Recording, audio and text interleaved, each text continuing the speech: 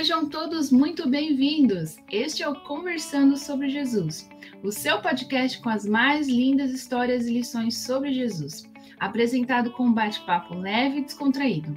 Eu sou Delina Protásio e estou aqui com os meus amigos Edmilson Barbosa e Irandi Protásio. Olá, Barbosa! Oi, bom dia, Delina, bom dia, Irandi, bom dia a todos os nossos ouvintes e telespectadores do YouTube.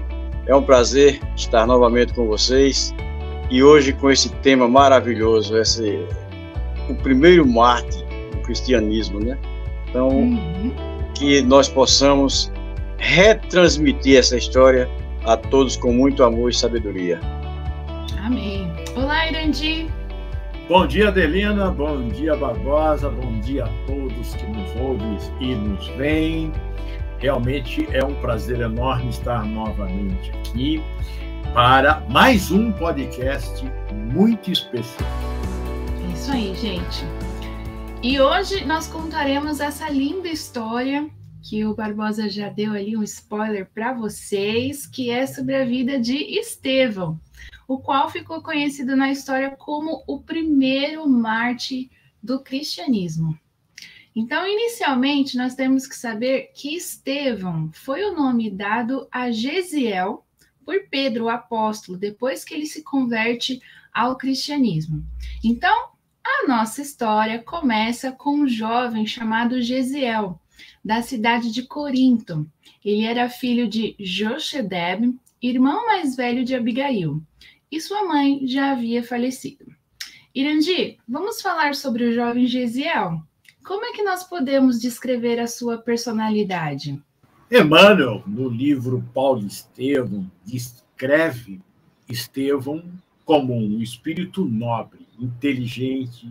Ele era sábio, ponderado, paciente, amoroso, conciliador, de uma consciência cristalina. Conhecia perfeitamente as leis de Deus e os profetas. E ele vivia dentro dessas leis com uma consciência assim, maravilhosa das interpretações e aplicabilidade. E por isso ele era compreensivo, ele analisava todas as ocorrências e as subordinava à vontade de Deus, que ele dizia que Deus era justo e bom. E ele guardava todas essas instruções e trabalhava as situações que a vida lhe trazia com serenidade, com paz. Nós vamos ver como é que ele fazia isso, né? Ele compreendia também uma coisa muito importante, que o próximo dava aquilo que tinha, mas sempre com respeito e amor, e ele se colocava sempre para auxiliar e ensinar. Também nós vamos ver ao longo como é que ele agia dessa forma. Era extremamente manso, pacífico, sem ser inativo. Ele enfrentava todas as situações com muita coragem, com muita fé. Ele buscava retirar das ocorrências lições que Deus lhe estava enviando. Olha que maravilha, né? Em um trecho que acho de suma importância para todos nós, quando guardamos assim uma situação que prevemos não ser nada boa, para a gente ter um exemplo, ele diz assim: não deveremos aguardar senão desgostos e decepções, mas não esqueçamos a oportunidade de obedecer a Deus. E ele vai falar de Job. Ele dá o exemplo de Job, né? E quando ele experimentou assim, a ironia da sua mulher, nas ditas extremas, Job ele teve a boa lembrança que se o Criador, olha só que coisa mais bonita, se o Criador nos dá os bens para a nossa alegria, pode enviar-nos igualmente os dissabores para o nosso proveito. Os dissabores para o nosso proveito. Olha que coisa mais bonita. Esta era a visão, este era o perfil desse personagem que nós estamos iniciando o podcast. Muito humilde, né? Eu tenho para mim que ele já era uma pessoa evoluída. Nos conta Emmanuel, no livro Paulo e Estevão, psicografado por Francisco Cândido Xavier, que no ano 34 depois de Cristo, os habitantes de Corinto, que era a cidade onde Gesiel morava com sua família, sofreram dolorosa perseguição do procônsul romano, chamado Licínio Minúcio, que no livro conta assim, ó: cercado de grande número de agentes políticos e militares, e estabelecendo terror entre todas as classes com seus processos infamantes, numerosas famílias de origem judaica foram escolhidas como vítimas preferenciais da nefanda extorsão. Barbosa, o que aconteceu com a família de Gesiel? Eles também foram perseguidos pelo procônsul? Olha, Adelina, a família do Gesiel, como muitas, né, segundo o relato do Emmanuel, sofreu sim. E a família dele, que no ano de 34 era formada pelo pai Joquebed e a filha Abigail, e nessa época o Gesiel tinha 25 anos de idade, novo, né? E naquele ano o representante de César, em Corinto, esse Licínio Minúcio, tomou-lhe as propriedades e destroçou totalmente a família dele, né? O pai morreu açoitado. E, pior, na frente dos filhos. Abigail foi socorrida por um casal chamado Zacarias, de Benã, e a sua esposa, que haviam acabado de sofrer também a morte de um filho. E foi viver em uma granja na estrada de Jope. Gesiel, após sofrer essa barbárie toda e ser torturado, espancado, né, foi recolhido a uma prisão. Após mais ou menos 30 dias, ele foi enviado para serviço das galeras romanas, né? Que era aquele sofrimento que a gente já imagina. Porém, como você disse aí anteriormente, né? Ele já era uma pessoa iluminada realmente. Ele venceu tudo isso, sem nenhum desespero, sem ódio, tranquilo, impondo, né, voluntariamente a sua autoridade moral. Não apenas aos companheiros de infortúnio, aqueles que estavam ali sofrendo com ele, mas até mesmo ao próprio feitor. Muito obrigada, Barbosa. Então, pessoal, como vocês viram, né, Abigail, ela foge e vai viver com esse casal, Zacarias e Ruth, que é um casal muito bondoso, que depois a adota, ela passa a viver mesmo com esse casal, eles cuidam dela. E o nosso personagem, Gesiel, ele é condenado ao trabalho escravo nas galeras romanas. E aqui, nesse momento, é muito importante a gente se lembrar das características da personalidade de Gesiel, né, Irandi? Como é que foi a vida de Gesiel durante esta duríssima provação? E aproveitando, nos conta quem foi Sérgio Paulo, por favor. Pois é, Adelino. Até agora nós vimos o tratamento dele com o pai e a irmã, né, que ele amava muito. Né? Daqui para frente nós vamos ver Gesiel se portando da mesma forma com pessoas de todos os tipos. A serenidade, a compreensão dele durante todos os flagelos que sofreu, com a visão da morte do pai, e a situação ainda não definida da irmã, que ele não sabia para onde ela tinha sido levada, é algo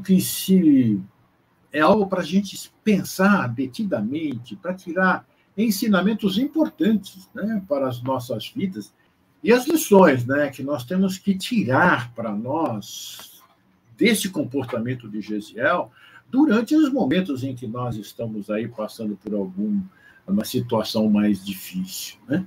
Porque o exemplo dele é muito rico, né, para que a gente precisa realmente aproveitar. Vamos ver o que aconteceu com ele quando ele foi levado para a galera. Diz Emmanuel: o moço hebreu perdera o viço róseo das faces e o tom ingênuo da fisionomia cariciosa e alegre. A rude experiência, daquilo que ele sofreu, né, dos açoites, 30 dias ficou preso, né, como o Barbosa falou, né? Então, essa rude experiência dera-lhe uma expressão dolorosa e sombria. Vagava-lhe no semblante indefinível tristeza e na fronte apontavam rugas precoces, e ele tinha 25 anos. Né? Veja o sofrimento que ele passou. Nunciativas de velhice prematura. Nos olhos, porém, a mesma serenidade doce, oriunda da íntima confiança em Deus. Logo à frente, Emmanuel vai dizer também assim: todavia, guardar a fé como a auréola divina dos que sabem verdadeiramente agir e esperar. Vejam que coisa mais maravilhosa é esse momento que esse moço passa para a gente, diante de tanto sofrimento que ele teve. Né? Emmanuel diz que, reduzido à mísera condição de condenado a trabalhos perpétuos, enfrentou a nova situação cheio de confiança e humildade. Tanto que o feitor Lisipo anotou-lhe a boa conduta, o esforço nobre e generoso. Surpreendeu-se ao reconhecer no moço hebreu a disposição sincera de quem se entregava ao sacrifício sem rebeldia e sem baixeza. Vejam que são lições em cima de lições para que nós possamos adotar na nossa vida. Não importa o momento, importa que você esteja ali, né? Firme, obediente a Deus e fazendo o que lhe foi recomendado.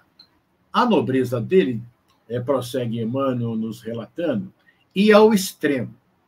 Enquanto um dos companheiros maldizia a situação do trabalho, ele respondia que: mas todo serviço é de Deus, amigo. E desde que aqui nos encontramos em atividade honesta e de consciência tranquila, devemos guardar a convicção de servos do Criador, trabalhando em suas obras. Bom, em suma, né, para todas as complicações da nova modalidade que ele tinha ali diante dele, ele arrumava uma fórmula conciliatória, harmonizava os ânimos mais exaltados, né? Sempre seguindo os conselhos amorosos da mãe, de quem se lembrava sempre, pois foi a educação religiosa recebida em seu lar que desenvolvera nele a personalidade atual. Em várias partes da história de Estevão, ele vai falar da mãe. A mãe de Estevão deve ter sido assim, uma mulher maravilhosa, um espírito fantástico, pelas lições que ela deu tanto a Estevão como a Abigail. Né? E aí surge um personagem novo, quando ele está ali na galera. Né? É Sérgio Paulo. E Emmanuel nos diz que ele é um jovem romano, pertencente à influência família romana, e estava em uma missão de caráter oficial na cidade de Sítio. E ele foi recebido assim lá pelo capitão, né, o comandante Sérvio Carbo, com muito respeito. E depois que ele entrou, ele deu as melhores acomodações e tal. Só que logo depois ele ficou doente. E como era uma doença desconhecida, imagina, uma galera romana com muita gente, muitos escravos, e aí esse romano com esse problema causou para o comandante lá uma dor de cabeça. Por quê? Ele começou a apresentar chagas purulentas, começou a ter febre, e o médico a bordo, ele disse, olha, não tem jeito. E abandonou o doente. Por quê? Ele não tinha cura. E o comandante, então, ficou em desespero, porque o que fazer com aquele romano ilustre, doente? E ninguém queria chegar perto, porque até os amigos, né, eles se afastaram. E aí o comandante chamou, então, o feitor do Lisipo e perguntou para ele assim, olha, quem é que nós podemos colocar para cuidar do romano, algum dos escravos, até que ele morra, né? Porque nenhum de nós vai querer ficar cuidando dele. Mas se o médico não quis, imagine, né? E os amigos dele que foram, porque deve ter sido, ele era um político, né? Então deve ter levado uma caravana, né? Como se hoje acontece, né? Eu vou para tal lugar, levo aquela monte de gente. Esses aí que vão na cola do nome do outro foram os primeiros a correr. né? Deixaram lá o coitado do Sérgio Paulo sozinho. E o feitor, vejam que coisa maravilhosa, ele lembrou-se de quem? Gesiel, né? Porque ele era calmo, sereno, tranquilo. Ele era disposto a fazer com tudo aquilo que se lhe pedia. E aí o moço cuidou do enfermo com extremo carinho e dedicação. E olha uma outra coisa, seguindo, ele medicou o enfermo, né? o Sérgio Paulo, com pomadas que ele fez, seguindo a medicação aprendida no lar. Aí ele deu banho, passou essências, ele manipulou as pomadas e aplicou. E, em um espaço de tempo não muito longo, o doente começa a refazer-se. Depois que ele cuida com muito carinho e muito amor do Sérgio Paulo, ele pega a doença. E aí o feitor vai conversar com o comandante. E aí eles decidem jogar Gesiel ao mar. Porque não iam ficar com aquele escravo doente, ele poderia contagiar os outros. E não haveria ninguém para cuidar dele ali. Então eles vão conversar com o Sérgio Paulo e diz para ele assim, ó, o rapaz que cuidou de você acabou de pegar a doença. E não tem jeito, nós precisamos nos livrar dele. Queríamos a sua autorização para jogá-lo no ar. Aí o Sérgio Paulo fala, peraí, calma. Ele cuidou de mim, eu não posso fazer isso. E há uma conversa porque não se sabe o que fazer. E aí o Sérgio Paulo diz assim, mas a gente podia dar liberdade para ele. Aí o comandante fala, não podemos passar por cima de uma ordem que veio lá do Licínio. Ele falou, não, mas eu conheço o Licínio, se for necessário eu converso com ele. Eles ficaram meio assim, mas aí o Sérgio Paulo teve uma ideia brilhante, disse assim, você vai colocar nas suas anotações de bordo que esse escravo pegou a peste e você jogou no mar. E pela manhã, eu vou com ele, quando nós chegarmos próximo ao porto de Jope, eu desço, alegando que eu vou fazer exercícios necessários para a minha respiração ou por causa da recuperação, e deixo à margem. E quem sabe, ele talvez nem vá, né, sobreviver. E aí foi isso que o comandante ficou todo satisfeito, porque livrou, né, a situação dele, e ele fez isso, ainda deixou com algum dinheiro e despediu-se. E foi uma cena, algo assim, muito bonito de se ver. Tá certo, Dê? Tá certíssimo. Tá vendo? Coisas boas vêm para quem age bem. Talvez não do jeito que a gente imaginava, né? Ele tá um pouquinho debilitado. Mas, né, a gente viu, né, que a bondade que Gesiel teve para com o Sérgio Paulo lhe garantiu a liberdade. Ele também cativou outro coração, né, com a sua conduta. E Gesiel chega a Jerusalém, porém muito doente, porque contraiu a mesma doença, né, do romano. E aí, ele lá na praia, já desfalecido, um desconhecido chamado Irineu de Cretona o encontra, que vai encaminhá-lo a Efraim, que é um cristão conhecido por como seguidor do caminho, que, por sua vez, o conduziu à Casa do Caminho. A Casa do Caminho era a moradia do apóstolo Pedro, que foi transformada em um local de atendimento a todos os necessitados. E aí inicia-se uma nova etapa na vida de Gesiel. Barbosa, o que foi que aconteceu com Gesiel na Casa do Caminho? E qual que foi a influência que Jesus exerceu na sua vida? Como no início nós dissemos que era uma história linda, né? Uhum. E a proporção que a gente vai aprofundando, a gente vai vendo a lindeza, a beleza da história, da vida do Gesiel, né? É verdade. Cuida de alguém, aí mandam desprezar. Esse alguém, em reconhecimento, o que era difícil, né, naquela época, um romano reconhecer a bondade de um plebeu, um hebreu, um ralé, como eles diziam, né? E ele reconhecer e ter essa ideia. E mais lindo é o caminho para o qual foi levado o Gesiel, né? Para a casa de quem? De Pedro. Né? Para a casa de Pedro. E, chegando lá, ele já foi tratado de outra forma, foi tratado com carinho, ele já foi tratado as suas feridas, a mesma coisa que ele fez com o Sérgio Paulo, ele recebeu em dobro lá com Pedro, né? E foi curado, né? E por sugestão do próprio Pedro, ele mudou o nome para Estevão, né?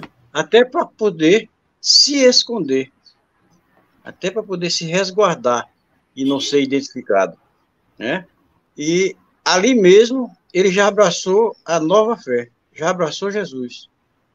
Rapidamente ele se integrou lá com a comunidade cristã e passou a servir a causa e a casa, com todas as forças que ele tinha.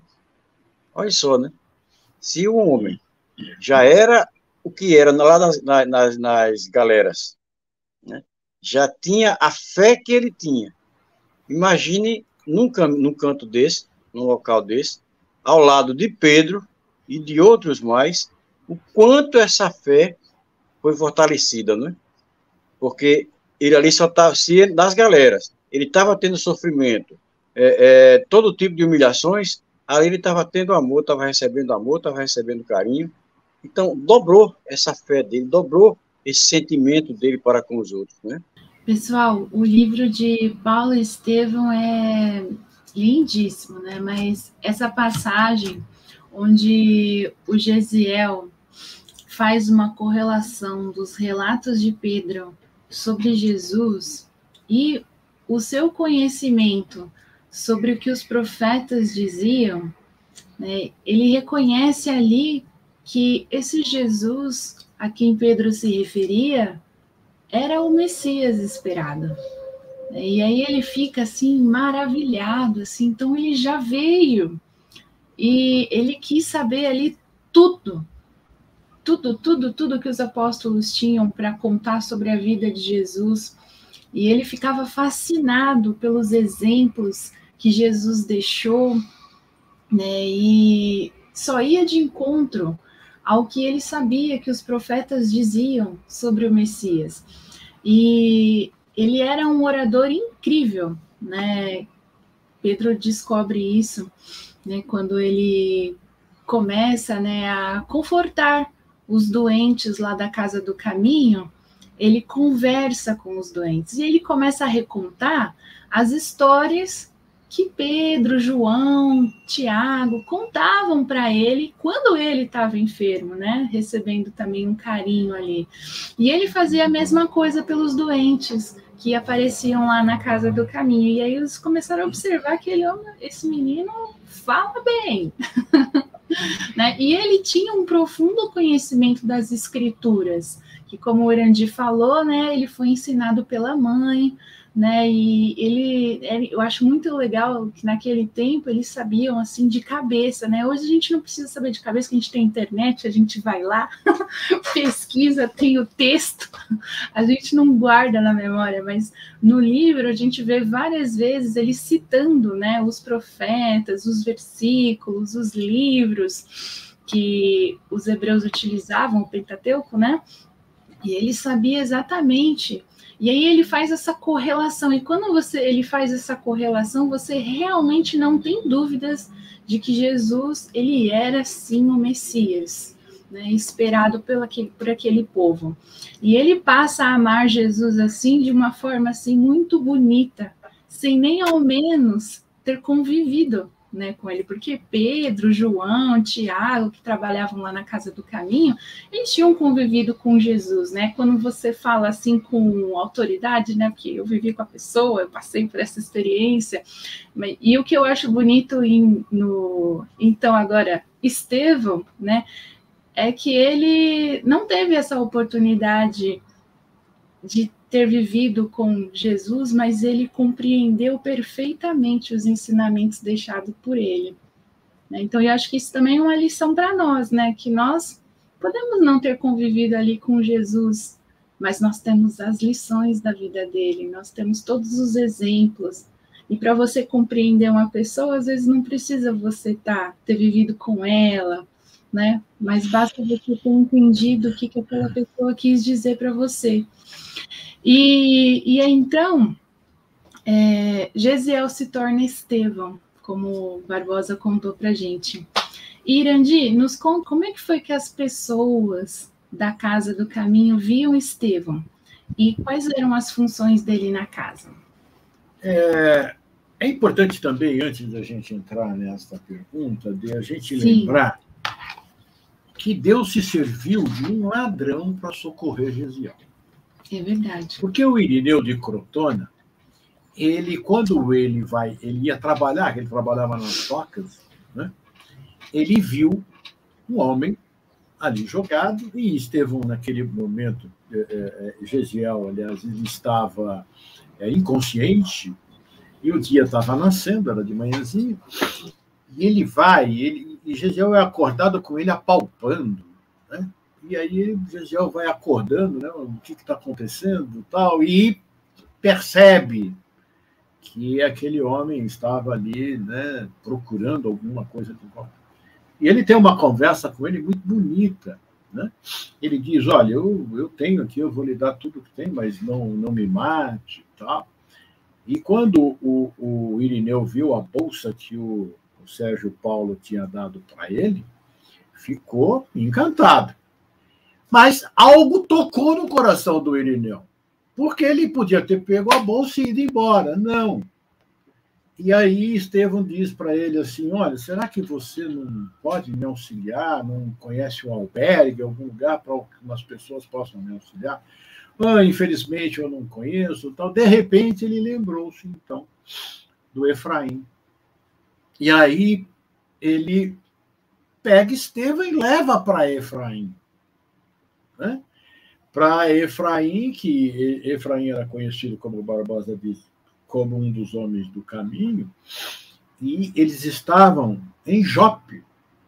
Então, de Jope a Jerusalém é um trajeto longo, né?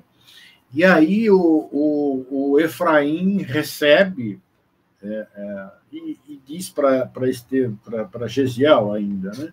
Diz para ele: olha, você não é o primeiro que chega aqui com essa doença vindo de Cefalônia, se eu não me engano, né? E aí, então, a gente depreende daí que o bem é nosso advogado e médico em todos os momentos da nossa vida, né? Então, ter uma vida reta, de amor e trabalho ao próximo, é a maior riqueza que poderemos conquistar nesse mundo. E que mesmo o malfeitor é utilizado por Deus para fazer o bem.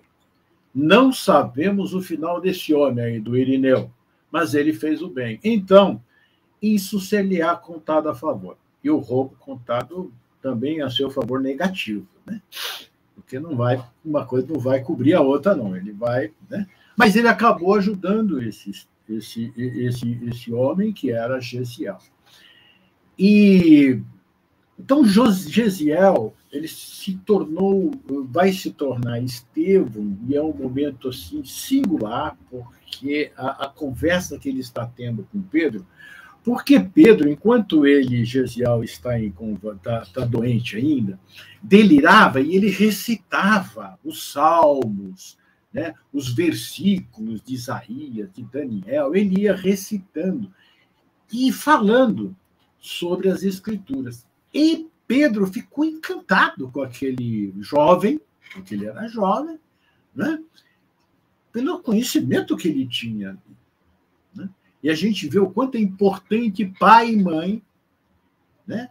Ensinar os filhos sobre Jesus. E você falou uma coisa interessante, porque naquela época o conhecimento era passado verbalmente, porque nem todos sabiam escrever, e também a tinta e o papiro, né, ele era caro, ou papiro ou pergaminho, eles eram caros, então nem todo mundo tinha, e nem todo mundo sabia escrever e ler. Então era tudo verbal. E vejam que interessante, eu ouvi de que os judeus eles têm o hábito de ler a Torá do início ao fim, e eles começam no primeiro dia do ano e terminam no último dia do ano. Todo ano eles leem, então, claro que vai guardar. Você vê que eu acho fantástico os evangélicos, eles sabem os versículos, os capítulos, quem falou, de cor, porque estudam, porque leem. E eu acho isso muito importante, né? E Pedro ficou encantado, então, com Gesiel, que ele fazia isso, né? E ele falava assim, nossa, como esse rapaz conseguiu tanto conhecimento. E aí eu me lembro que o pai dele, a educação era dada pelo pai e pela mãe. A mãe, pelo que ele conta no início, ele fala para Abigail, não se esqueça do que a nossa mãe disse, é algo assim muito bonito. É de um espírito que ele absorve os ensinamentos, né? É de um espírito obediente e resignado, né? Então, quando ele recebe as informações de Pedro, ele pega aquelas informações e fica encantado. Porque Pedro, ele diz Pedro faz uma pergunta para ele fala sobre o profeta né, que ia chegar, e aí Pedro diz, não, mas você não conhece, não sabe que ele já veio? Ele toma um susto. E quando Pedro começa a falar, contar a história, ele lembra de Isaías, e vai batendo. E é muito interessante isso, porque eu tive a oportunidade de ler um livro, depois um outro, e eles falavam, as histórias iam se cruzando. E eu fiquei agoniado quando eu estava lendo o segundo, porque se ela não batesse com o primeiro, eu iria ficar extremamente frustrado, porque eu estaria no caminho errado. Nossa, quando dois autores diferentes, quando um autor falou o que o outro falou, eu fiquei alegre, feliz. Por quê? Poxa, eu estou no caminho certo. E são assuntos totalmente diferentes, são assuntos da espiritualidade. Eu não tenho como checar com o autor XYZ. Eu fiquei muito, muito contente com isso. Dá uma alegria. Imagino a alegria desse espírito ao confrontar as histórias e os escritos antigos dos profetas e falar, não, ele é esse aí o prometido, era ele que nós estamos esperando. E aí, então, Pedro vai, leva para ele todos os pergaminhos que ele tem lá, os escritos de Levi, e aí Emmanuel diz que ele não lê, né? Ele devora os textos. E aí ele pede para Pedro, e aí uma coisa também que me tocou profundamente, ele pede para Pedro para ficar com esses escritos, que ele queria estudar minuciosamente. É um outro exemplo que ele nos deixa, porque normalmente a gente lê. Nossa, que bonito, né? Eu estou assistindo uma série que eu vou recomendar, que chama-se Bem-vindos à Terra. Eu não sei se vocês já viram, está no Disney, né? Tem aquele ator Will Smith. Olha, eu não vou dar um spoiler, não. Tem que ver. Porque você vê, eu vejo e volto para ver de novo, para tentar compreender. Ele faz isso, ele foi ver minuciosamente, estudou profundamente. Imagina a mente dele naquele, né, porque a gente fica eufórico, né? Quando é uma coisa assim que a gente gosta, que a gente sente, e a gente liga com ponto Y, Z e X, e aí a gente vai ficando emocionado em perceber que aquilo que a minha mãe falou, aquilo que o rabino falou, aquilo que o pastor falou, aquilo que o orador espírita falou, é verdade. E eu acreditava já, agora eu acredito, como o Barbosa falou, a fé dele foi exponencial. Né? Então foi um momento muito marcante que nós precisamos aprender a fazer. Ligar. Porque isso é fé raciocinada. É você não acreditar porque está escrito, mas é você acreditar porque você está fazendo, porque você está vendo que fulano está fazendo e está certo, e aí você vai traçando o seu caminho. Né?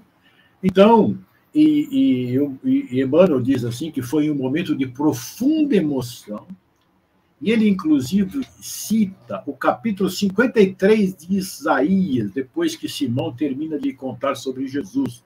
Ele recebe os pergaminhos e lê avidamente, e tem uma frase linda. Ele diz assim: encontrei o tesouro da vida, preciso examiná-lo com mais vagar, quero saturar-me da sua luz, pois aqui presinto a chave dos enigmas humanos. Então, é algo assim que é maravilhoso. Né? E como você também falou, a partir daí, ele que já tinha aquele espírito de auxílio, aquele espírito de bondade, aquele espírito desprendido de tudo e voltado ao próximo, ele, no meio daquele monte de gente, todos doentes, com vários tipos, homens, mulheres, velhos, crianças, de todos os lugares haviam chegado aquelas pessoas, porque, se eu não me engano, em um trecho, quando o Efraim chega com Estevão, aí Filipe fala assim, mas a gente já tem 49 pessoas aqui. Aí Pedro, eu acho que o número é 49, aí Pedro diz assim, não, mas o mestre nos ensinou, né? E aí recebe ele. Então, tem 50 pessoas ali. Ele era 50, tinha mais 51, aí ele começa a perceber que era aquilo que ele precisava fazer. O impulso já leva, pelo seu impulso de bondade, de caridade, ele já sai auxiliando, conversando com um, falando com o outro, e ele quebra um galho dos apóstolos muito grande, porque eles estavam com tanta gente doente que não tinha condições de fazer as pregações evangélicas. E é importante deixar claro que quando Sérgio Paulo pede para liberta ele, pede para que ele troque de nome e não fique ali em Jope. Quando Pedro diz, era o hábito, quando você era batizado numa outra religião, num outro conhecimento, você mudar o nome. E ele mesmo pergunta, qual nome eu vou ter daqui para frente? E aí Pedro diz Estevão. E importante também que Pedro que diz para ele, e é bom porque você assim ajuda o seu beneficiador lá, né? É muito bonita a história desse. Me emociona, e se me deixar falar, vou ficar falando muito. Esse aí. Logo você que é um contador de história, né? O homem se empolgou, viu, Dalina? Eu gosto assim. Que a gente fica sabendo os pormenores, mas é uma história muito linda, né? Muito bem. Então, eu vou contar mais um pouquinho, né? Como o Barbosa disse, já havia o quê? Alguns fariseus de olho na casa do caminho, porque, afinal de contas, eram os discípulos do Cristo, né? Que ali estavam e eles sempre tinham ali ficavam de olho. Agora eu vou fazer uma pergunta aqui para o Barbosa. O pessoal da Casa do Caminho adorou Estevão, como nós vimos aqui pelo que o Irandir nos contou. Mas e a nossa galerinha lá do Sinédrio? como é que eles viam Estevão? E quais que foram as consequências disso? Totalmente o contrário da Casa do Caminho, né? Como a gente já falou, eles já estavam insatisfeitos e temerosos de um novo Cristo, né? Então, já estavam visando muito aquela casa. E essa visita do Sadoc resultou que o nosso personagem estava sendo visto, junto com os outros, como blasfemadores, como agitadores, como tinham visto Jesus, né? A mesma coisa estavam transferindo para eles. E eles foram, e o Gesiel tinha que ser parado. Aquele pessoal ali tinha que ser parado de qualquer forma. Estava incomodando lá o Sinédrio. E ele foi levado ao Sinédrio, né? E foi interrogado. E ele, muito calmo, como sempre, tranquilinho, respondeu a tudo. Ele fez um discurso que todos se calaram. E como não tinham como debater com ele, aí resolveram matar, que é aquela coisa que hoje, até hoje, a gente ainda vê isso, né? A gente começa a discutir com a pessoa, aí chega um ponto que essa pessoa começa a nos mostrar a coisa como ela é, mas nós não queremos compreender aquilo, e se a gente estava falando calminho, a gente, quando não tem mais argumentos, começa a gritar, a falar mais alto que o outro. Então, eles, naquela época, a forma deles falarem mais alto era essa: mata, apedreja. Calar, né, a pessoa. Cala por aí, pronto. Então, a consequência foi essa, né? Mas o discurso dele foi muito lindo. Isso aí a gente vai ver para frente, ou depois a gente pode pesquisar. O discurso dele no Sinédrio foi uma coisa perfeita. O que eles ficavam bravos, né, eu acho, era porque eles conseguiram crucificar Jesus, só que as verdades que Jesus trouxe, não. Ficou plantada. Você não mata uma ideia. Né? E outra coisa que chateava muito eles era a calma. Né? Porque Estevão não gritou, Jesus não gritou, nenhum deles gritaram. Falam calmamente, eram passivos. Então isso irritava eles, porque todos eles eram violentos. Né? O pessoal do Sinédrio, os sacerdotes, gostavam de castigar, gostavam de judiar, mas eles, mesmo diante dos castigos, eles ficavam passivos, tranquilinhos, suaves. Eles tinham o Espírito Santo com eles, e dava-lhes essas calmas. E isso eles não suportavam. Os sacerdotes, o pessoal do Sinédrio, não suportavam isso, não. O que eles queriam era que o Jesus ou que o Estevão se exaltasse, gritasse, para poder dizer: olha, está vendo como é que é filho de Deus? E fala assim, ó, aí teria um motivo para eles. Como eles não achavam motivo nisso, eles colocavam como blasfemador, como isso, agitador, como isso, como aquilo. Entendeu? Mas o que irritava muito eles também era essa calma, essa passividade que eles tinham ao serem interrogados. É verdade, né? Então, eles incomodavam muito, né? O pessoal da Casa do Caminho incomodava porque, além de tudo isso que você falou, eles também ainda transmitiam todos os ensinamentos de Jesus. Né? Então, lá no começo da história, né? Já deve ter se passado alguns anos, talvez. Ele fala que já é o ano 34 depois de Cristo.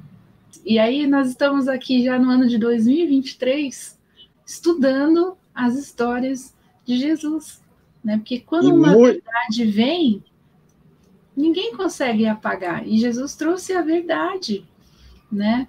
E ali, né, os apóstolos estavam fazendo o que Jesus pediu, eles estavam perpetuando os ensinamentos dele. E ele levava aqueles ensinamentos para aquelas pessoas humildes, aquelas pessoas que vinham procurar a Casa do Caminho, e eram aquelas que mais necessitavam, né? E eram aquelas que colocavam em prática os ensinamentos de Jesus, né? E foi o que Estevão fez também, começou a também perpetuar, como você disse, trazendo os ensinamentos de Jesus, e eles não suportavam ouvir, né, que Jesus era o Messias. Para eles aquilo era uma blasfêmia. E aí começam as perseguições, né, contra eles. E aí, gente, olha só, nesse momento, né, que começam as perseguições à Casa do Caminho, surge um novo personagem na nossa história, que é Saulo de Tarso. Esse personagem, olha só, ele é quem? Noivo de Abigail, que é irmã de Estevão, e tem uma confusão aí porque ninguém sabe de nada ali. Na verdade, eles não se conhecem, né? Então, porque como a gente viu no começo da história, a Abigail vai viver com aquele casal, Zacarias e Ruth. Eles cuidam dela porque ela passa um tempo muito enferma por conta de todo o sofrimento que passou. Depois de um tempo, ela conhece Saulo. Saulo se encanta por ela e ela se torna noiva de Saulo. E até o momento, né? Então, Abigail não sabia da vida do irmão. Ela sabia que ele tinha sido levado para ser escravo numa galera romana, mas ela não sabia se ele continuava lá sendo escravo, nos trabalhos forçados, ou se ele havia sucumbido, se ele havia morrido. Ela procurava algum meio de saber.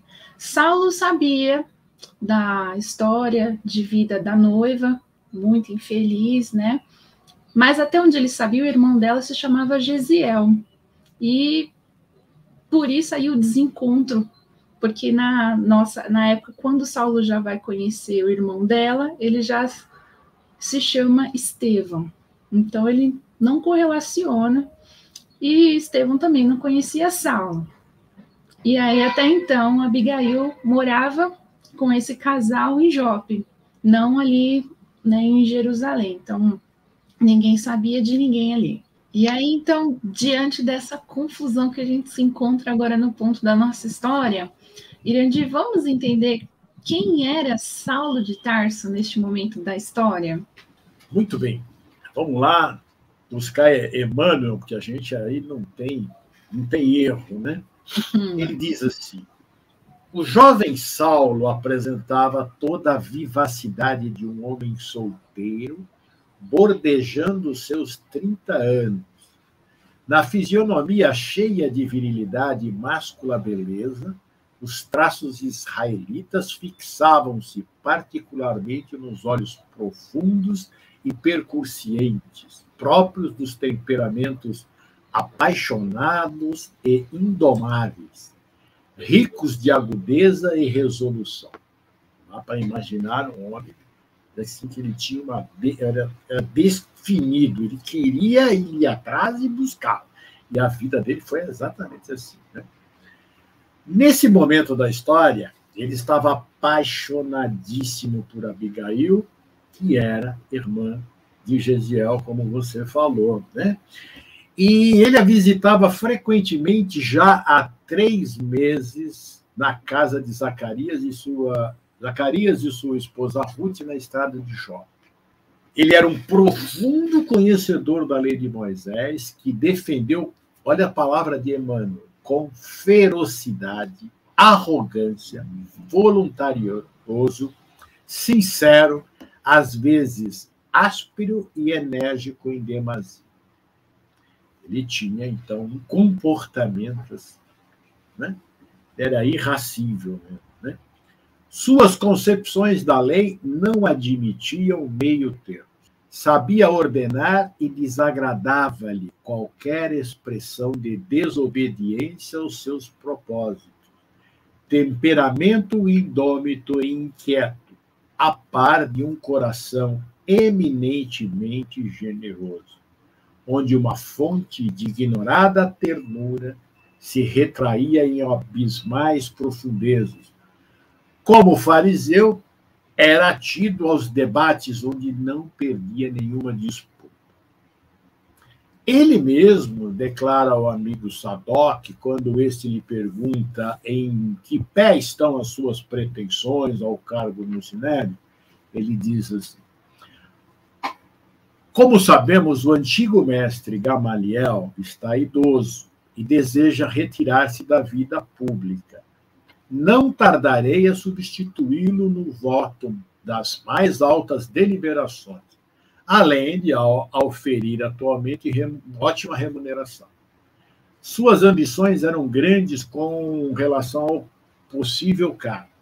Em dado momento da conversa com Sadoc, diz que precisam dobrar os joelhos de gregos e romanos ante a lei de Moisés. E nessa conversa surge, então, ali a menção aos homens do caminho. Saulo, que é grande defensor da lei de Moisés, apaixonado por um debate, promete a Sadoc que iriam, no próximo sábado, que não é amanhã, né, até a casa do caminho. Então, vejam só, era um homem assim que ele tinha um profundo conhecimento, mas muito arrogante. Né? Pelo que a gente, pela essa descrição de Emmanuel, dá para entender que não dá para conversar com ele duas coisas, não. Né?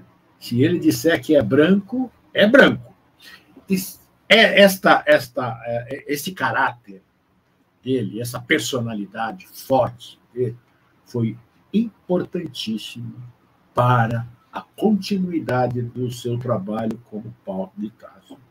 Leiam o livro porque ele é apaixonante. Nós estamos dando pinceladas sobre Estevão, mostrando... porque Estevão era exatamente o oposto. Era dócil, tinha conhecimento, mas era dócil, brando e pacífico.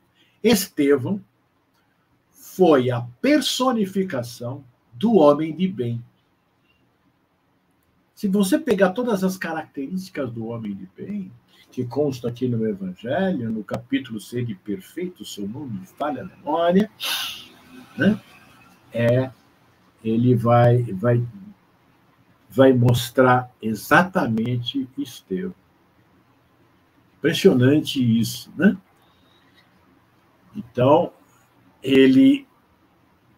vai surgir essa conversa e vai se desenrolar, então, a história. Mas esse era Saulo, futuro Paulo. É importante a gente, né, só frisar aqui, né, que entre Saulo de Tarso e Paulo de Tarso tem um pulo enorme de distância, mas aí é para outro episódio. Hoje a gente vai ficar em Estevão.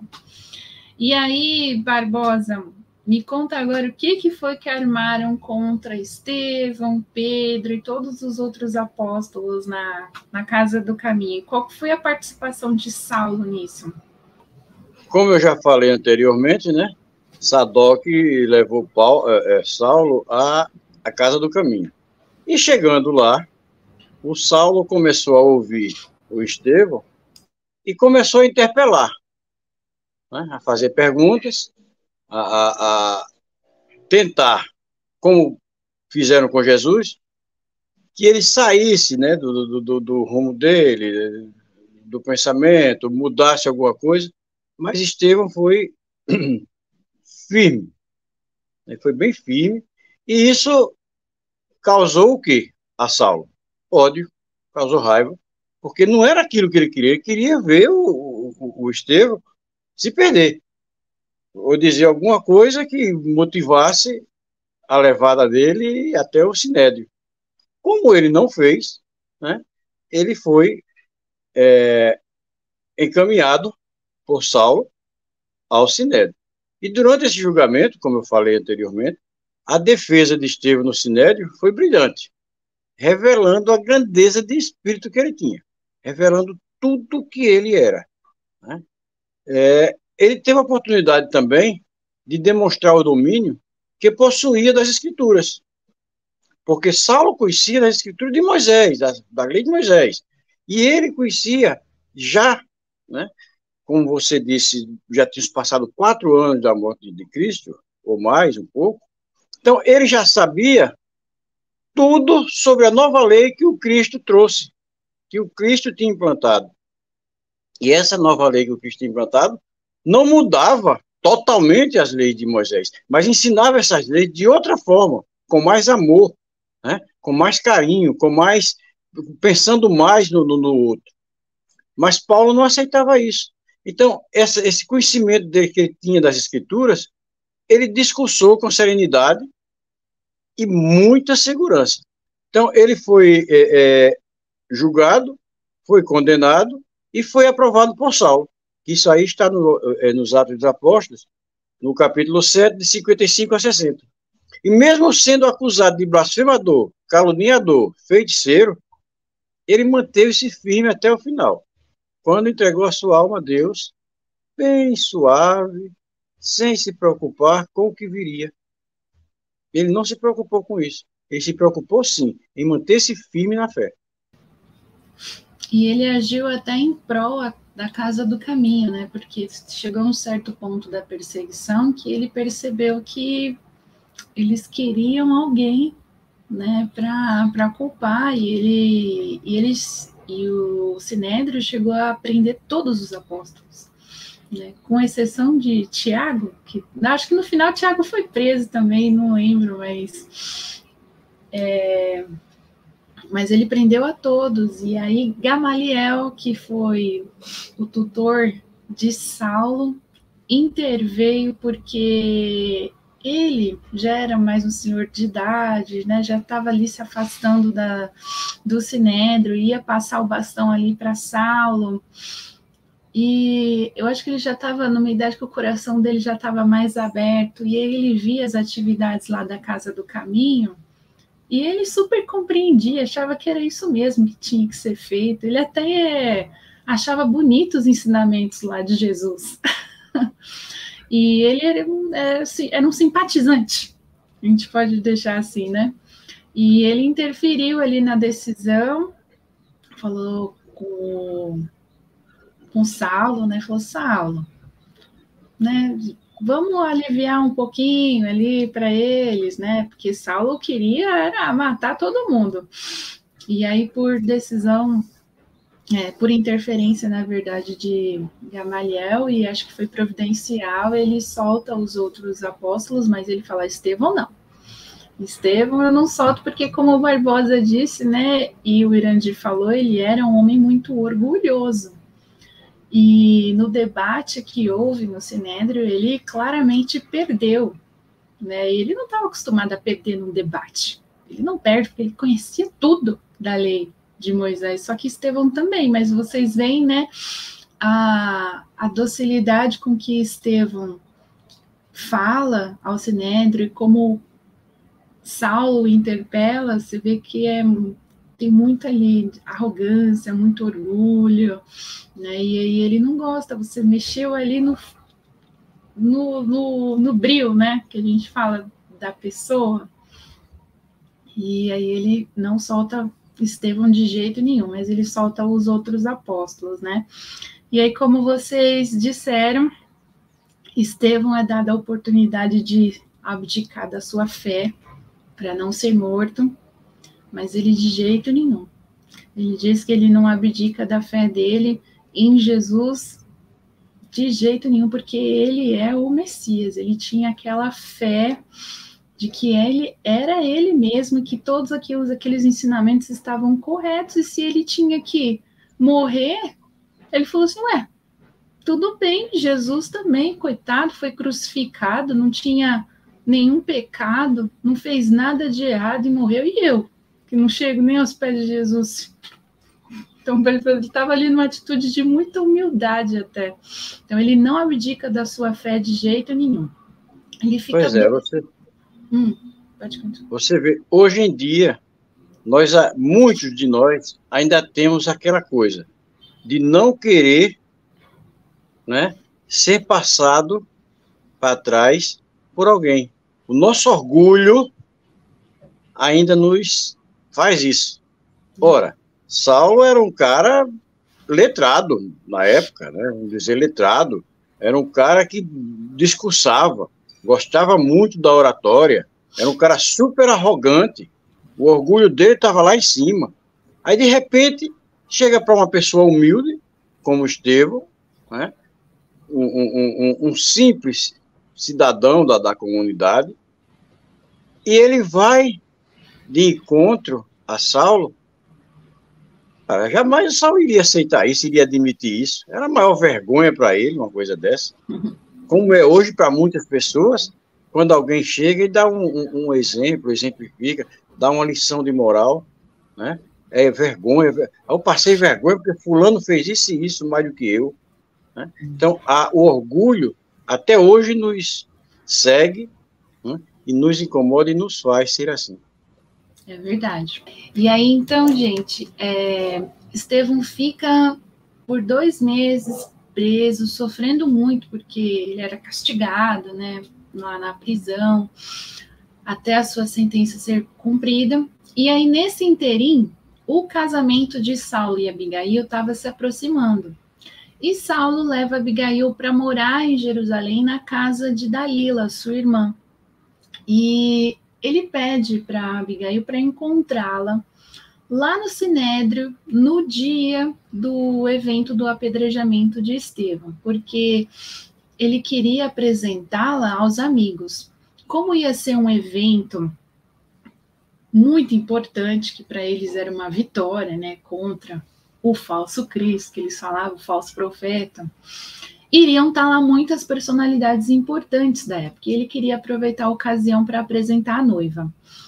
E Abigail fica relutante, porque ela era Estevão na forma feminina, né? Ela também era um espírito muito doce, avesso à violência, né? Ela dá várias... Eu acho que ela que faz Saulo até ser muito melhor do que ele era, né? Porque ela dá vários conselhos para ele, fala, Saulo, escuta o coração, e naquela docilidade dela angelical, ela fala para ele que ela não se sente à vontade indo até lá, ela não gostaria de ver. E aí, mas ele queria apresentá-la, e aí eles chegam na resolução de que ela poderia chegar no final do evento. Então, ela não iria ver tudo acontecendo, e ela, para que ele não ficasse chateado com ela, fala, então, tá melhor assim. Eu chego mais para o final do evento. E aí,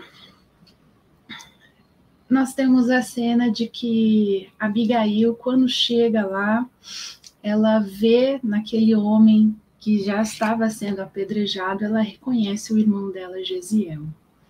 É muito triste essa parte, né? Mas Emmanuel consegue descrever assim de uma forma muito emocionante também o reencontro e tudo mais. E esses são os últimos momentos que Estevão vai passar ali encarnado. Então eu vou pedir para o Irandir para ele descrever para a gente como é que foi esse momento de Estevão dando esse testemunho de fé, né, em Cristo, e também para nos contar qual foi a visão de Estevão que ele teve de Jesus.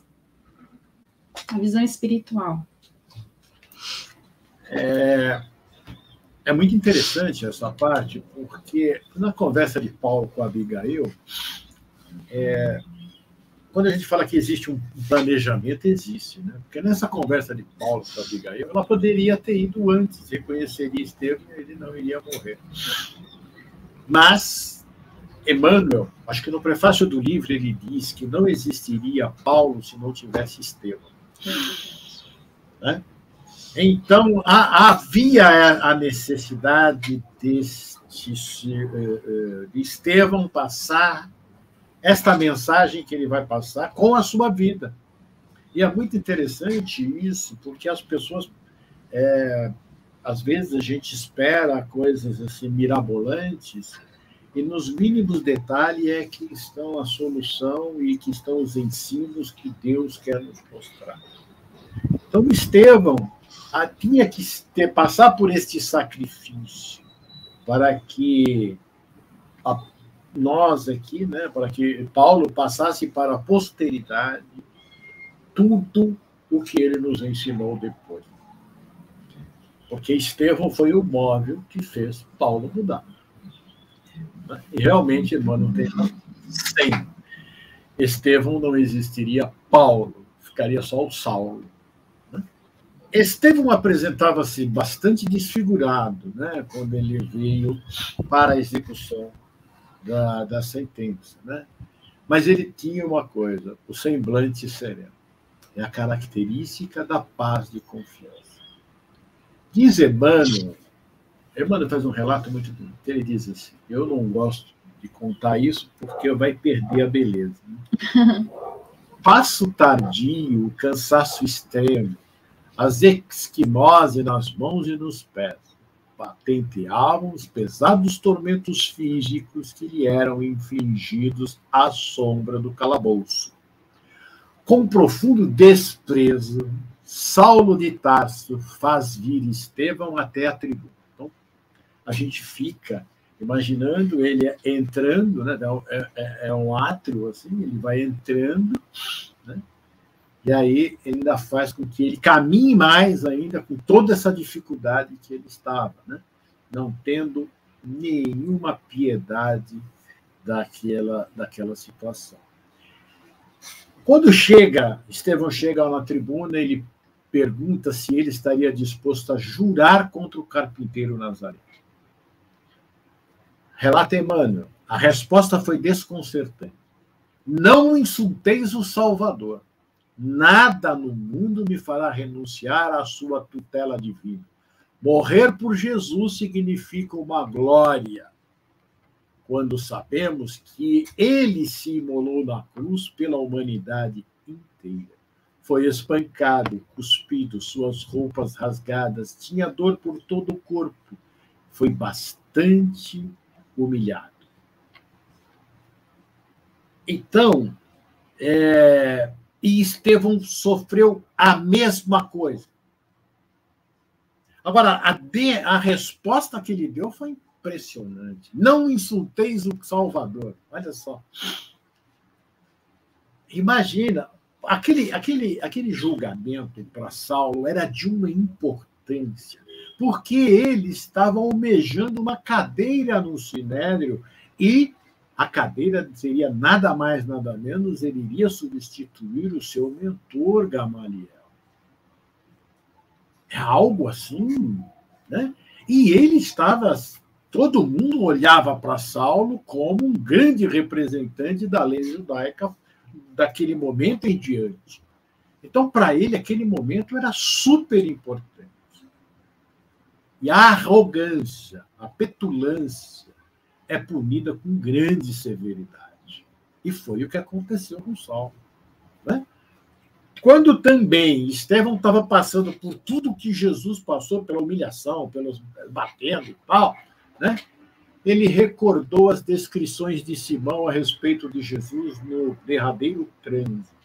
E aí ele pensou, quem sou eu? Quem era o Cristo? Porque naquele momento que ele dá a resposta para Saulo, ele foi apumpado, foi agredido. Rasgaram a roupa dele, ele ficou todo envergonhado, porque ele ficou nu. Na frente daquela população toda. Então, naquele momento, ele pensou em Jesus. E com o pranto a escorrer-lhe pelo rosto, escutava a voz cariciosa do Mestre no coração. Todo aquele que deseja participar do meu reino, negue-se a si mesmo, tome a sua cruz e siga os meus passos. Nesse momento, ele reviu toda a sua vida desde a infância, pensou em Abigail e teve o coração angustiado. Quando foi algemado, levantou os olhos aos céus e implorou recursos para seus minutos supremos. Pensou, o mestre de Nazaré havia convocado o seu coração fiel ao público testemunho dos valores espirituais da sua gloriosa doutrina.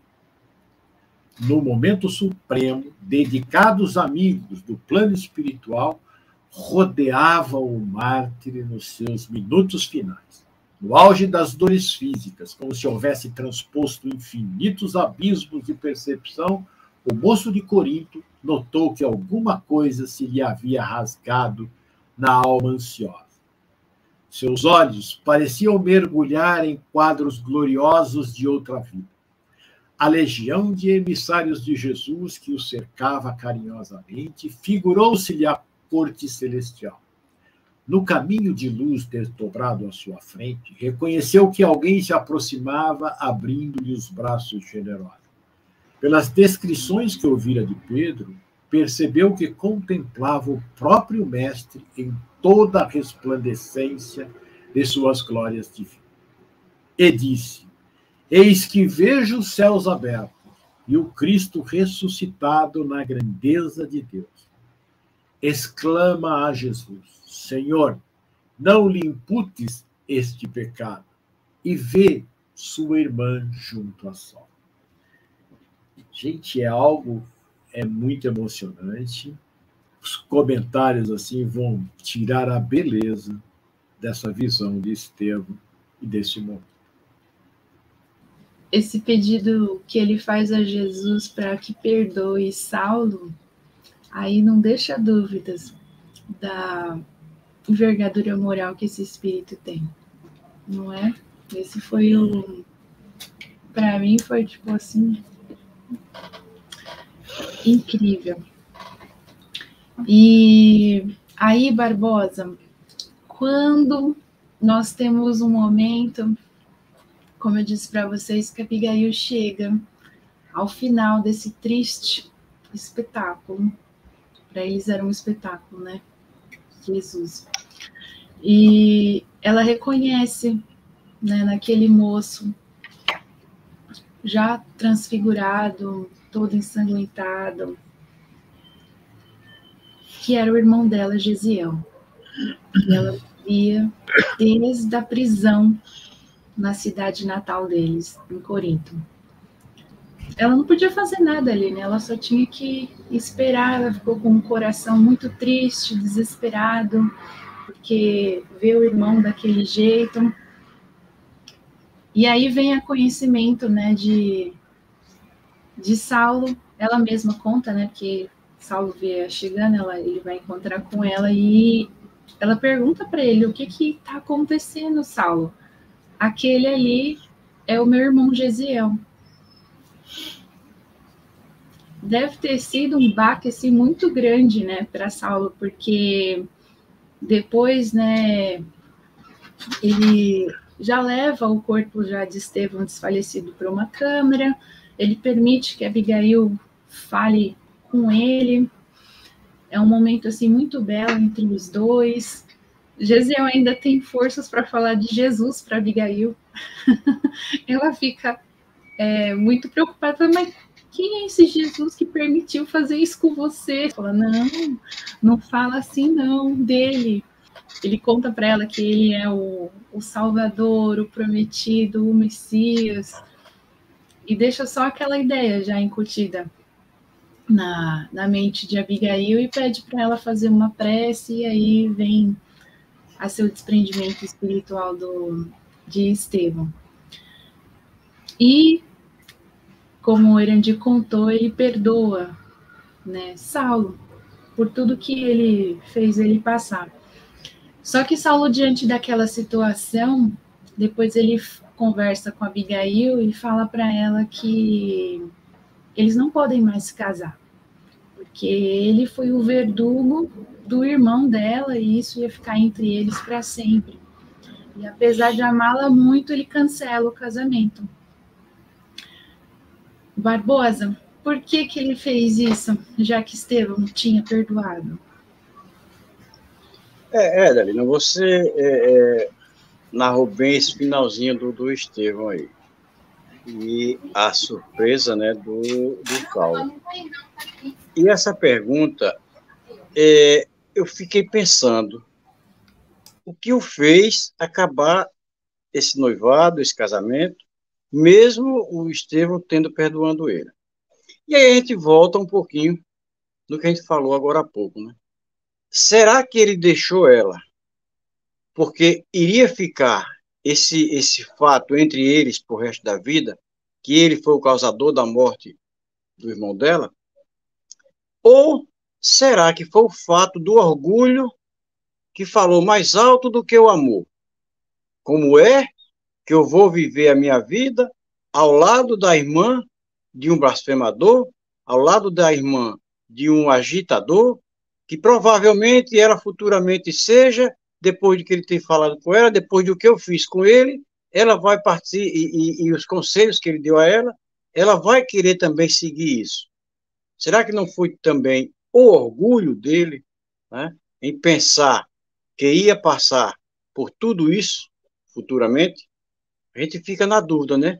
Porque não é fácil a gente colocar para a gente hoje, né, a gente causar a morte de um ente querido nosso, a gente vai ficar, sem que a gente saiba, ele não sabia que era irmã dele, né? Mas isso não justificaria futuramente o ato dele. Com certeza ele iria cobrar em algum momento da vida. Porque eu fico procurando um motivo, né, plausível. Ele amava demais a Abigail. Ele gostava muito dela, a ponto de ter mandado tirar o Estevão do local onde tinha sido apedrejado e já começou a dar um tratamento melhor. Colocou ele em uma cama, né, e deixou que ela ficasse com ele. E ele não morreu ali naquele local, né? Então já começou por aí. Então, será que não foi o orgulho dele que pesou mais alto? Porque, para mim, não tem outra explicação, né, do que viria pela frente, do que ele iria passar pela frente com as cobranças dela, com a mudança que iria ocorrer dali em diante na vida da Abigail.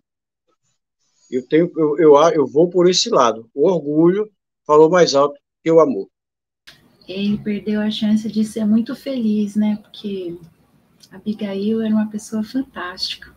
Mas é o que o orgulho faz, né? Ele tira...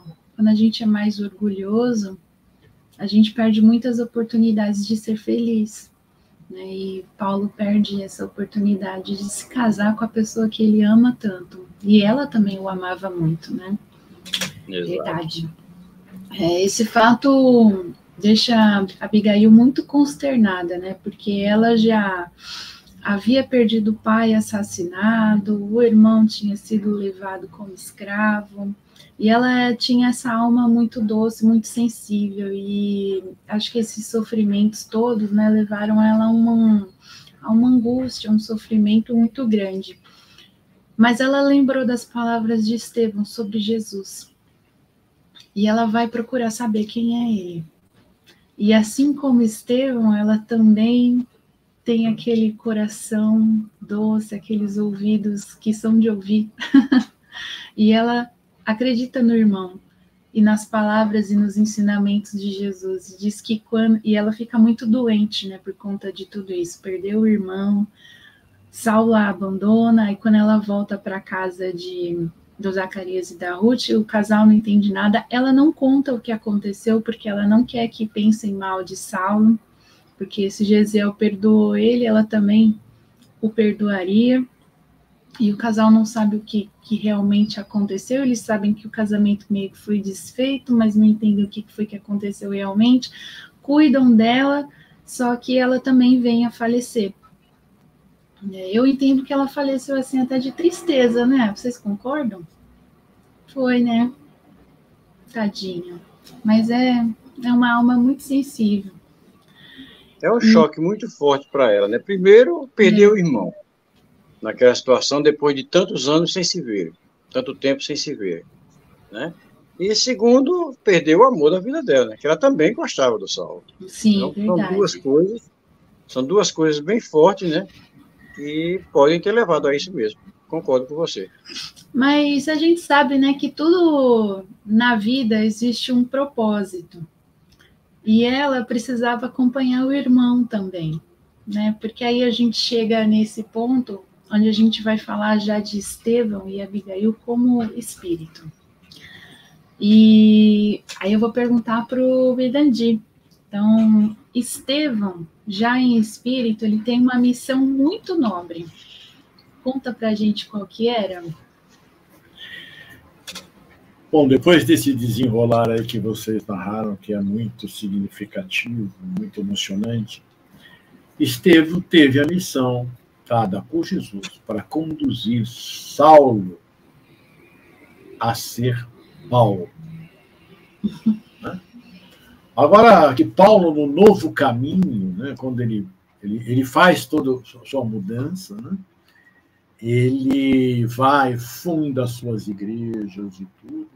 Ele vê-se no momento que ele é preso em Roma, né, e ele não tem mais liberdade para ir para lá ou para cá, né? E só quando ler o livro vai entender por que Paulo não foi morto antes, né? Aí ele vai para Roma, vai ser preso, e só o imperador é que não podia dar a sentença para ele, né? E ele era um homem muito requisitado nesses momentos. E Estevão estava, assim, sempre orientando Paulo, em todos os momentos. Tem o encontro de Paulo, Abigail, de Estevão, quando ele está lá em Tarso, e é algo que tem que ler, né? Não dá para contar agora, porque precisa ler para não perder os detalhes. Como aí a gente nota o trabalho que Estevão e Abigail estão fazendo com Paulo. Mas Estevão foi tão importante na vida de Paulo que nesse momento é que ele está preso lá e chegam várias pessoas para trazer informações. Olha, a igreja X está com problema assim, igreja Y, todas as igrejas mandando emissários para Roma para que eles pudessem levar a Paulo e trouxesse uma resposta, levar o problema e trazer uma resposta. E Paulo está angustiado porque não consegue sair de lá porque está preso. E ele vê as suas igrejas todas balançando. E aí, numa prece, no momento em que ele faz uma prece, Jesus aparece pela segunda vez a Paulo e diz a ele que é uma coisa que é muito bonita, né? Jesus pede para ele usar as potências do Espírito. Jesus não é direto, né? Oh, faz isso aqui, não. Ele quer que nós vamos descobrir, né, a potência do Espírito. Aí, Paulo, que potência de Espírito? Né? A mediunidade. E nós todos temos essa potência. Então, é um ensinamento muito importante para todos nós. Nos momentos que nós não sabemos como fazer, vamos usar a potência do Espírito. A prece, para nos ligarmos. Porque a gente vai usar a mediunidade. Então os espíritos vão ficar falando através de mim? Não, eles não vão ficar lhe dando recado para você fazer. Não. Mas a prece faz com que nós tenhamos essa ligação, e é uma ligação mediúnica, ora. Eu vou conversar com eles, eles vão me responder.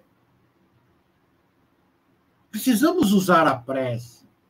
E ele diz, então, use a potência do Espírito. Peça que eu vou lhe dar a resposta. E aí ele faz realmente uma ligação mediúnica. Ele coloca Estevão como sendo o médio dele, Jesus coloca Estevão para ser o médio dele, transmitir a Paulo as famosas cartas de Paulo. Então, Estevão passa a ser o médio de Jesus. Faz essa ligação. Né? As cartas de Paulo são ditadas por Jesus. E ele nem escreve. Quando ele recebe de Estevão, alguém escreve para ele. Segundo os estudiosos, as cartas aos Hebreus não é de Paulo. Né? Por quê?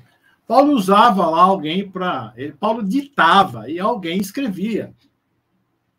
Só que aos Hebreus, segundo alguns estudiosos, e eu me baseio muito no que o Haroldo Dutra Dias fala sobre isso, e ele tem um podcast sobre as cartas de Paulo, né? Ele disse que Paulo escreveu, aí então ficou diferente. O pessoal fala que não é dele. Mas vejam, Estevão dita aquilo que Jesus passa. Então, Estevão foi esse espírito maravilhoso na história do cristianismo, pouco conhecido, pouquíssimo conhecido. A história dele não é conhecida. E poucos sabem que ele foi o primeiro mártir do cristianismo. Porque a partir dali, o livro Paulo Estevão vai mostrar o desenrolar da história, que é muito bonita, e eu convido a todos a ler com o coração, porque assim como eu me emocionei, chorei naqueles momentos importantes ali da vida de Estevão, e toda vez que eu leio eu me emociono, toda vez que eu falo eu me emociono, esse foi Estevão fantástico. Então a importância dele para o cristianismo é marcante. Sem Estevão, a gente não teria Paulo, como você disse. E aí, para finalizar, gente, eu vou perguntar para vocês dois, começar com o Barbosa. Qual foi a lição que você tirou da história da vida de Estevão? Adelina, são tantas lições, né? É uma vida regrada, né? No sofrimento, no amor, né? Na fidelidade, né? Principalmente na fidelidade ao Cristo. Né? O testemunho de Estevão nos leva a ser franco na nossa profissão, na nossa fé, sem nos deixar vencer pelo respeito humano, pela vergonha ou pelo medo. A gente fica sem saber nem o que dizer, porque são tantos ensinamentos, a gente lendo essa história, são tantos ensinamentos que a gente não tem nenhum específico que a gente diga, é esse, porque são tantos, são vários. Né? É com ele que poderíamos dizer que Jesus está vivo dentro de nós, porque o exemplo que ele deu, né? O exemplo que ele deu em cada momento, até mesmo na hora da morte, o exemplo que ele deu de perdoar o seu matador, né? O seu carrasco, não são todos que chegam a esse ponto, não. Nós conhecemos Jesus, né? Que disse a famosa frase, Pai, perdoai-os, pois não sabem o que fazem, que hoje eu volto a dizer, se ele voltasse e fossem crucificá-lo novamente, ele já diria diferente, né? Pai, perdoai-os, mas eles sabem o que estão fazendo, porque já tiveram ensinamentos, né? E vemos agora o Estevão perdoando, né, a pessoa que o prejudicou e que tirou-lhe a vida. Então, são tantos ensinamentos, mas o maior deles, o principal deles, que eu acho, é a fidelidade, é o amor, né? E a fidelidade ao Cristo. E quanto a você, Irandia? O Barbosa fez uma síntese importante e ele sintetizou com a frase fidelidade ao Cristo. O Paulo, ele tinha esse impulso, né? E ele defendia a lei mosaica, né? E ele teve essa postura, mas com humildade, mas com a mesma força, a mesma dinâmica, defendendo e propagando a lei de Jesus, que é o novo mandamento, né? O Novo Testamento, com as instruções e o que Jesus nos deixou. Estevão é o homem de bem, aquele que nós devemos enumerar, ler com muito carinho, né? Lá no Evangelho, procurar. E o que ele nos trouxe é que nós devemos ter a convicção daquilo que nós estamos defendendo, do caminho que nós temos que seguir. Sem essa convicção, nós não vamos ser o que o Barbosa diz, fiel. Porque no momento extremo, eu vou fraquejar. Agora, ele não fraquejou por quê? Porque é ardente a fé que vive dele. Ele não crê, ele sabe, é diferente. Né? Então é que nós devemos fazer isso. O exemplo é nós buscarmos colocar em prática aquilo que Jesus nos deixou.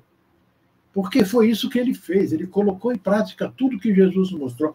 Você pega na hora que ele vai preso, tudo, o seu julgamento, o que ele fala, ele não ofende a ninguém, ele defende aquela ideia com amor, mas ele defende com firmeza. Na hora em que ele é questionado, ele faz como Jesus, cala, porque não adianta discutir com a ignorância. Ele calou e ele foi seguindo os exemplos de Jesus até pedir para que Jesus perdoasse Paulo. Né? Então, para nós ele deixou um roteiro. Né? Se a gente tem o roteiro de Jesus, ele fez na prática. Jesus também fez na prática, mas ele a gente fala assim, mas Jesus é Jesus. Então vamos seguir, vamos lá ver o que Estevão fez. Estevão é abaixo de Jesus. Né? Provou para a gente que é possível. Mostrou que é possível. E esta palavra que o Barbosa usou sintetiza tudo. Ele foi fiel a Deus. Vamos nós também ser fiéis a Deus, seguindo o seu mandamento. É isso, Pedro. Muito bem, gente, é isso mesmo. Eu acho essa história muito bonita e eu sempre gostei desse personagem de Estevão. E uma vez eu perguntei para o pai assim, Estevão, ele é um santo da Igreja Católica? E meu pai falou, existe sim o Santo Estevão, né? E eu falei assim, porque ele é tão importante, mas eu não ouço muito as pessoas falarem dele. Né? E ele tem uma história assim, de vida muito bonita. Né? Ele levou Saulo a ser Paulo. E imagina, sem Paulo fundar todas as igrejas que ele fundou. Né? Então, eu acho que o cristianismo teria um outro caminho, se não fosse por esses espíritos, que eu acredito que são missionários. Né? Jesus sabia o que estava fazendo. E, bom, então vamos, depois dessa linda história que nós contamos aqui, vamos às nossas considerações finais. Barbosa, é com você. Rapaz, que pena, chegamos ao final, né? Mas eu aconselho a quem está nos ouvindo, assistindo, a procurar esse livro e ler esse livro. É muito bom, vocês vão amar essa história. E como a Adelina disse, é um santo da Igreja Católica e muitos não sabem nem quem é. Então, é hora de a gente começar a procurar ver quem são essas pessoas da Bíblia, que tanto exemplos nos deram. E eu fico feliz por você e parabenizo você, Adelina, por ter escolhido esse tema, né? Para que pudéssemos levar aos nossos ouvintes, nossos telespectadores, essa história tão bonita, de amor, de fé, de fidelidade, de respeito, essa história que deve entrar no nosso coração e deve entrar na nossa mente, né? Para seguir. Se nós seguíssemos 1% da história do Estevão, nós seríamos 100% melhores, né? Então, fiquem todos com Deus. Agradeço demais o carinho de todos. Agradeço a companhia do Irandir, que a gente sempre está sabendo, está aprendendo com ele. E hoje ele se empolgou mesmo, porque ele demonstra, né, o gosto pela história do Estevão, como tantos outros homens da Bíblia. Agradecer a Adelina, parabenizar você por ter escolhido esse tema. E um beijo e que Deus abençoe a todos vocês e que o Mestre Jesus esteja ao ladinho de cada um de vocês. Cada um de vocês. Até o próximo podcast. Irandir, por favor. A gente fica muito feliz, né, por poder participar desse podcast, de estar junto com a Adelina, com o Barbosa e com todos vocês aí que estão nos acompanhando nos nossos podcasts. E Essa história é uma história muito empolgante, é uma história que é envolvente, e eu vou repetir o que o Barbosa falou. Leiam esse livro, leiam, porque ele é de suma importância. E eu vou dizer uma outra coisa: leiam uma vez por ano, mas não apenas leiam, meditem sobre essa história importantíssima, né? Eu quero agradecer também, já agradeci a Adelina pela escolha, parabenizei pela escolha, quero agradecer a você que nos escuta, que nos assiste pelos vários canais do Lar Ismael, e convidá-los a que se inscrevam no nosso canal. Tem muita coisa boa acontecendo lá, e vem aí muitas outras, hein? Vamos inscrever-se no canal do Lar Ismael e conhecer também os trabalhos que o Lar Ismael faz, os trabalhos sociais que são feitos, né? Os evangelhos infantis que tem, também está lá no canal do YouTube, que é importante levar esse evangelho, essa evangelização infantil, né, que está sendo feita pela Adelina através dos canais do Lar Ismael, né, e convidar a todos para sermos felizes com Jesus e que Ele esteja no seu dia. Muito obrigado. Muito obrigada, Irandir, muito obrigada, Barbosa. Eu também quero agradecer muito as contribuições que vocês fizeram hoje, foi muito bom mesmo. Eu gosto do jeito que vocês contam a história. Você também contou muito bem, Barbosa, que o tio de fala mais.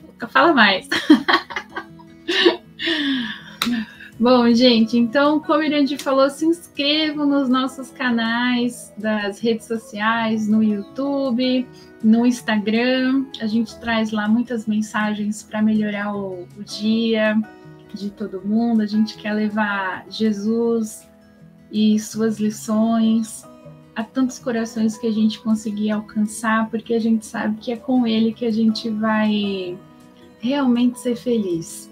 Eu acho que foi isso que Estevão percebeu quando ele leu pela primeira vez. Ele viu o caminho da felicidade ali, pelos ensinamentos de Jesus. Acho que foi o que Abigail também percebeu quando ouviu as histórias sobre o Cristo. E eu acho que é isso que a gente também tem que procurar, ser feliz com Jesus. Quero agradecer a nossa equipe espiritual desse projeto, que sempre nos inspira, nos auxilia. Acho que foi até deles, viu, gente, o tema, então eu passo os agradecimentos à espiritualidade. Agradecer o Mestre Jesus, que inspirou a vida de Estevão e também que nos inspira todos os dias a sermos melhores com as suas lições vivas e edificantes. Agradecer a Deus, agradecer a vocês que estão sempre nos ouvindo ou nos assistindo. Muito obrigada pela audiência. E eu vou encerrar com a prece que Estevão pediu a Abigail para fazer no momento do seu desencarne. Essa prece se chama A Prece dos Aflitos e Agonizantes. E ela é muito bonita. Ela diz assim: Senhor Deus, Pai dos que choram, dos tristes, dos oprimidos, fortaleza dos vencidos, consolo de toda dor, embora a miséria amarga dos prantos do nosso erro, deste mundo de desterro, clamamos por vosso amor. Nas aflições do caminho, na noite mais tormentosa, vossa fonte generosa é o bem que não secará. Sois em tudo a luz eterna, da alegria e da bonança, nossa porta de esperança, que nunca se fechará. Quando tudo nos despreza no mundo da iniquidade, quando vem a tempestade sobre as flores da ilusão, ó Pai, sois a luz divina, o cântico da certeza, vencendo toda aspereza, vencendo toda aflição. No dia da nossa morte, no abandono ou no tormento, trazei-nos o esquecimento da sombra, da dor, do mal. Que nos últimos instantes sintamos a luz da vida, renovada e redimida, na paz ditosa e imortal. Fiquem todos com Jesus, um beijo no seu coração e até o próximo podcast. Tchau, tchau!